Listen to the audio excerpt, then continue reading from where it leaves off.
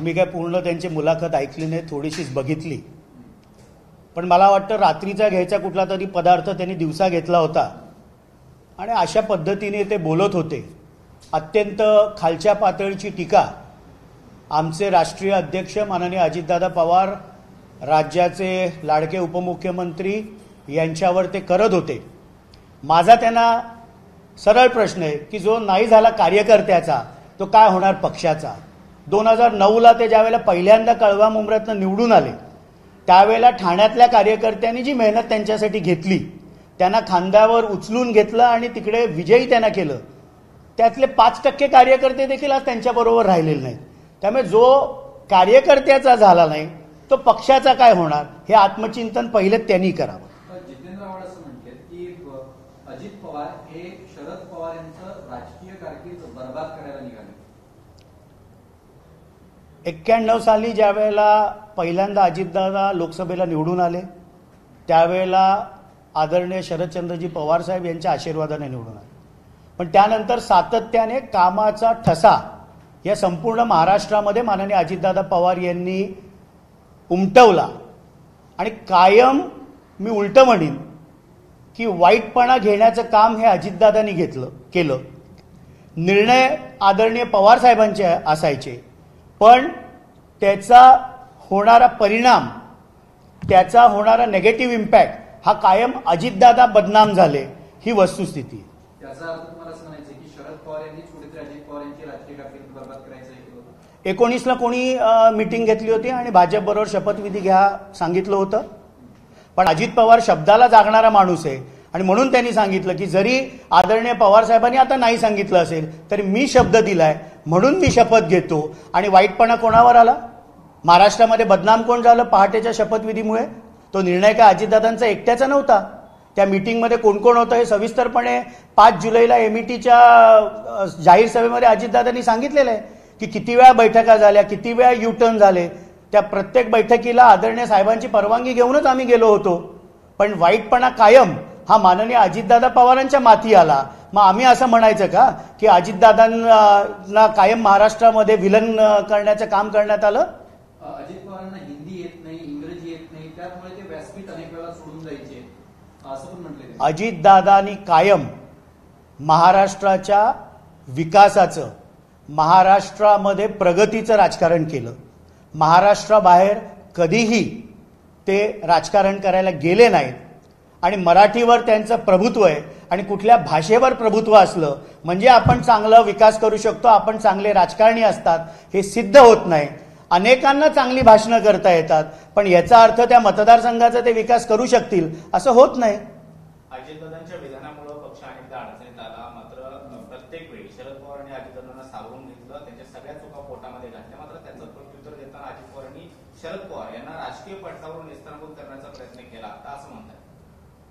कोणामुळे किती वेळा पक्ष अडचणीत आला? अगदी जवळचं उदाहरण द्यायचं झालं तर शिर्डीच्या आदरणीय पवार साहेबांचं जे 2 दिवसाचं अधिवेशन झालं त्याच्यामध्ये प्रभू श्री रामांबद्दल वादग्रस्त वक्तव्य केल्यामुळे कोणाला दिलगिरी व्यक्त करावी लागली? जयंत पाटलांना तर हे म्हणावं लागलं की जेव्हा आव्हाडांचं भाषण झालं मी रूममध्ये नव्हतो. आणि मग दुसऱ्या दिवशी माननीय एकनाथरावजी खडसे साहेब यांनी स्टेजवरनं भाषण केलं की अशा प्रकारची वक्तव्य निवडणुका आलेल्या असताना ज्यांनी लोकभावना दुखावल्या जातील अशी करू नये. त्यामुळे तुमच्यामुळे जितेंद्र आव्हाड पक्ष किती वेळा अडचणीत आलाय, पक्षाचे किती नेते ठाणे जिल्ह्यातले सोडून गेलेत, किती कार्यकर्ते आपण दुखावलेत ह्याचं कधीतरी आत्मचिंतन करा आधी. अजित पवार हे जातीय माणूस आहे, जातीयवाद करणारा माणूस आहे. ओबीसीचा निधी अजित पवारांनी जाणून बुजून अजित पवारांनी अर्थमंत्री असताना थांबवलेला होता अशी टीका त्यांनी केली. आता बेताळ वक्तव्य करणं ही जितेंद्र आव्हाडांची सवय झाली आहे. महाराष्ट्रातल्या राजकारणातले ते आनंदीबाई आहेत, धचा मा करणारे. त्यामुळे फार आणि त्यांनी हेही सांगितलं की अजित पवारांचा कुठला निर्णय ज्याच्यामुळे महाराष्ट्रामध्ये त्यांच्याकडे अर्थ खातं होतं. करोना काळामध्ये राज्याची आर्थिक घडी बिघडू नये म्हणून अर्थमंत्री म्हणून त्यांनी जे काम केलं याची प्रशंसा खुद्द पंतप्रधान माननीय नरेंद्र मोदीजींनी केले.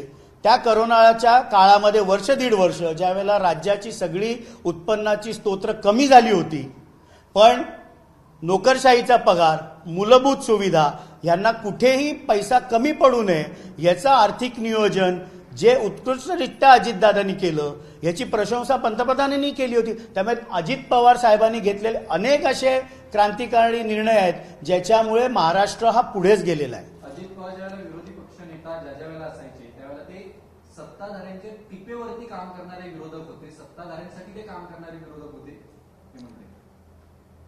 विरोधी पक्ष नेता म्हणून अजितदादाने कायम सत्ताधाऱ्यांवर हल्ला करण्याचं काम केलं. आज जर जितेंद्र आव्हाड हे असं म्हणत असतील तर परमारच्या केसमध्ये तत्कालीन मुख्यमंत्र्यांकडे किती वेळा आपण नाक रगडायला गेलात की मला वाचवा, मला वाचवा. त्यामुळे बात निकली है तो दूर तक जाएगी, चिंगारी भड़की है तो आग भी लगेगी और ये आग कलवा मुमरा तक भी जाएगी.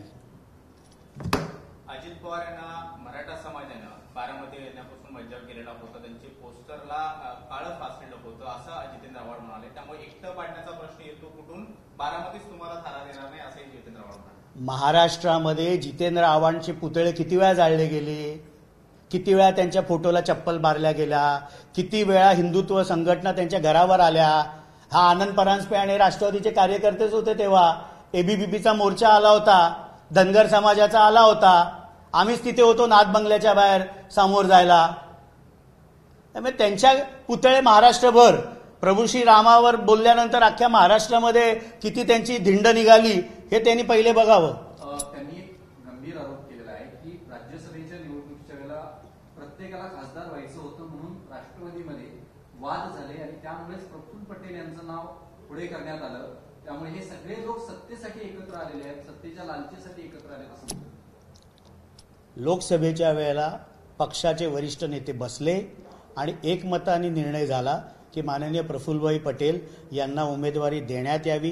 त्याबद्दल काल अर्ज भरल्यानंतर प्रफुल्लभाईंनी देखील मीडियासमोर सांगितलं की काही गोष्टी आहेत ज्या समोर येतील, त्याबद्दल विस्तृतपणे पक्षाचं नेतृत्व योग्य वेळेला संपूर्ण बाजू मांडेल. पण आव्हाडांनी जो दावा केला की काही वाद झाले, काही आमदारांना खासदार व्हायचं होतं, जे विद्यमान खासदार आहेत त्यांना सुद्धा खासदार व्हायचं होतं, हा जो आरोप केला त्याचे काही वाद झाले होते. आता मला माहित नाही की डॉक्टर जितेंद्र आव्हाड महाभारतले संजय झालेत का, की जसं धृतराष्ट्राला संजय बाजूला बसून युद्ध कुरुक्षेत्रामध्ये काय होतंय हे सांगत आणि दाखवत होता, तसं देवगिरीमध्ये आमदारांच्या बैठकीमध्ये काय झालं हे संजय म्हणून त्यांना जर दिसायची दिव्यदृष्टी आली असेल तर मला माहित नाही. एबीपी माझा, उघडा डोळे बघा नीट.